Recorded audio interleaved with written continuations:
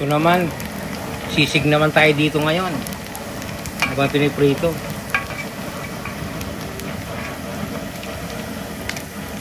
So parang process ng lechong kawali pero isisisig.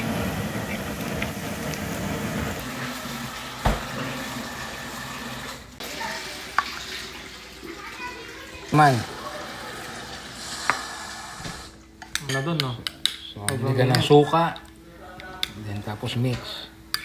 Para saan yan? Sisig. So, sisig na tayo. Nung naluto, late na, no? Chachapin niya ng maliliit.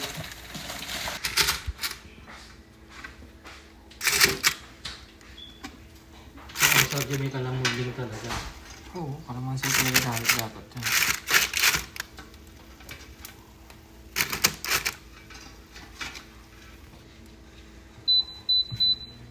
Oo, nasa 20 minutes. Preheat. O kaya 15 minutes. Lunes, dun yung 1-3, yun yung odd number.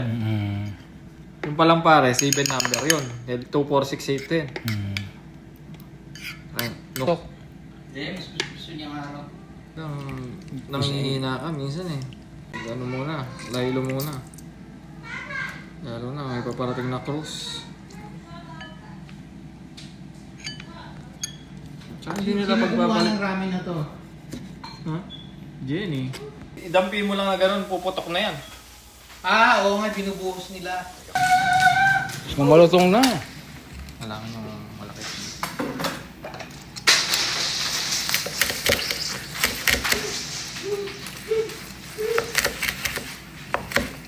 Tikman mo. Tikman mo kuya.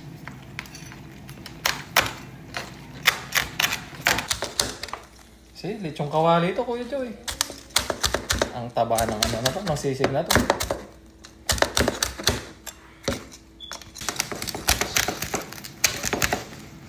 Wala ba kung nilagay na?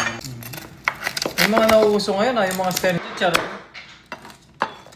Ayun, sa unang buong linggo kasi dapat. May edition pa, di ba? Paminta. Hindi na. So, Sa apo yan. dump na natin yung ano, Pwede natin yung painitin. sukang mireno.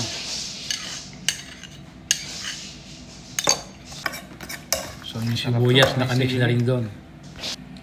So wala pang mix to, ulam na eh. Try natin. Kumukuha lang ako ng pang-apat. Konting sila. Yung 8 oras. Para maging creamy siya, tsaka mainit ng konti, lagyan ng margarine or any butter. Tapos lagyan natin dyan sa, para mag-minute pa siya. Sa Pinoy? Sa Pinoy. Singkit siya na. Dito nakabase sa Amerika, di ba? Oh. Malaking ano, Tap- Chicago. Tapos ano pa yun, Yan ang unang mga YouTuber. Yeah. Pero hindi naman sila agad yumaman din, di ba?